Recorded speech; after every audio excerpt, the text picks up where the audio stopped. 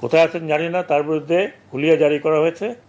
আমি কাল রাত 12টা পর্যন্ত সচিবের সাথে টেলিফোনে ছিলাম, ওনাকে আমি বলছি আমি 1 পয়সাও দেবো না। তো পরবর্তীতে যখন বললেন যে কিছু লোক কমিটি রেসপন্সিবিলিটি নিয়েছে, সেই কারণে আমি এগ্রি করেছি রোয়ারকে এটা দেওয়ার জন্য, এবং বিজেএমকে লোন দেওয়া হয়েছে, বিজেএমকে, আমি কিন্তু কোনো দেয়নি।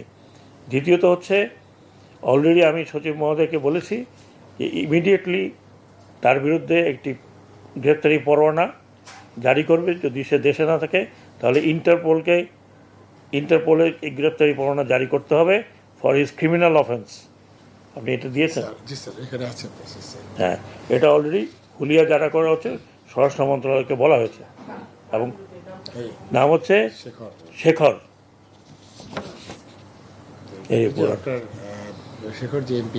শেখর এমপি ছিলেন, সাইফুজ্জামান শেখর, মাগুরা না কোথায় কি জানি, কিন্তু তার ফ্যাক্টরি তো এখানে,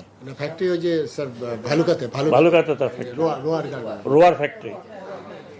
এবং শেখর সাহেব পলাতক আছেন, কোথায় আছেন জানি না, তার বিরুদ্ধে হুলিয়া জারি করা হয়েছে, এবং আমরা ইন্টারপোলে অ্যাপ্রোচ করব থ্রু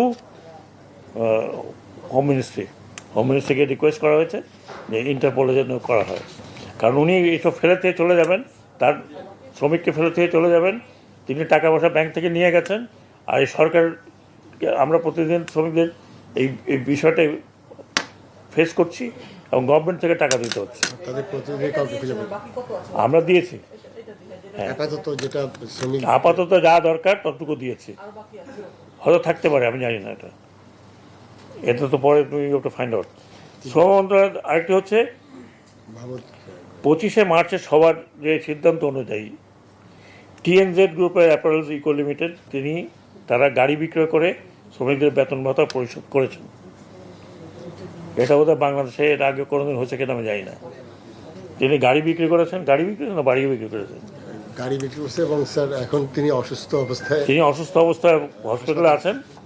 আমরাও আশা করছি যে উনি সুস্থ হবেন তাড়াতাড়ি। আমি অলরেডি সচিব মহোদয়কে বলছি খবর নিতে, যে উনি যাতে পরিচর্যা ভালো হয়, যিনি গাড়ি টাড়ি বিক্রি করে দিয়ে শ্রমিকের বেতন দিচ্ছেন। আর মাহমুদ গ্রুপের 2টি প্রতিষ্ঠানের শ্রমিকের বেতন ভাতাদি পরিশোধের জন্য বাংলাদেশ ব্যাংক কর্তৃক তাদেরকে নগদ সহায়তা বাবদ 11 কোটি টাকা ছাড়করণ করা হয়েছে বাংলাদেশ ব্যাংক থেকে তরফ থেকে। কারণ তাদের বলে টাকা পয়সা তাদের আছে কয়েকটি ব্যাংকে, 2টি ব্যাংকে বোধহয় তাদের টাকা আছে, সেটা বাংলাদেশ ব্যাংক থেকে ছাড় দেওয়া হয়েছে। তো ওই গ্রুপের শ্রমিকরা, তাদের আশা করি তারা ঈদের আগে পয়সাটা পেয়ে যাবেন। এটা হচ্ছে মাহমুদ জিন্স, তাদের 2টি প্রতিষ্ঠান। Style craft and young one BD limited বেতন ভাতাদি পরিশোধের জন্য মালিক শ্রমিকদের নিয়ে শ্রম ও কর্মসংস্থান মন্ত্রণালয় আজ একটি সভা হয়েছে। সভায় শ্রমিকদের পাওনাদি পরিশোধের বিষয়টি নিষ্পত্তি হয়েছে। সো যে কটা আমরা খুব কনসার্ন ছিলাম, 5টি, সে 5টি নিষ্পত্তি হয়েছে। বাকিরা তাদের বেতন ভাতা দিচ্ছে বলে আমাদের কাছে এই নিউজটা এসছে।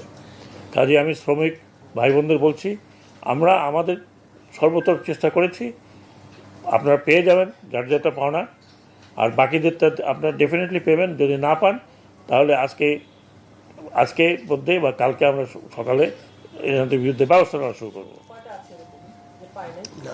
এখন পর্যন্ত আমাদের কাছে নিউজ নেই, আমাদের কাছে প্রায় সবগুলো অলমোস্ট অল সলভড, অলমোস্ট। হুলিয়াতে এখন আমরা জারি করবো, কারখানা বন্ধ। জি না, এই টাকা তো আমরা দিয়ে দিয়েছি, এখন ব্যাংকের প্রসেস, ওর টাকা তো আমরা দিয়ে দিয়েছি অলরেডি বিজেএমকে। যেটা কথা বলছেন রোয়ার, শেখরটা দিয়ে দেওয়া হয়েছে, কিন্তু শেখরকে এই যে সে পালিয়ে গেল, যে অফেন্সটা করলো, তার জন্য সে এই যে রাষ্ট্রের ক্ষতি হলো, যে শ্রমিকরা মাঠে, শ্রমিকরা রাস্তা বন্ধ করছে, এটা তো রাষ্ট্রের ক্ষতি। এই ক্ষতির কারণ সে, কাজেই তার বিরুদ্ধে যা মামলা যা করার সেটা বলা হয়েছে স্বরাষ্ট্র মন্ত্রণালয়কে, এবং দরকার হলে ইন্টারপোলে খবর দেওয়া হবে টু গেট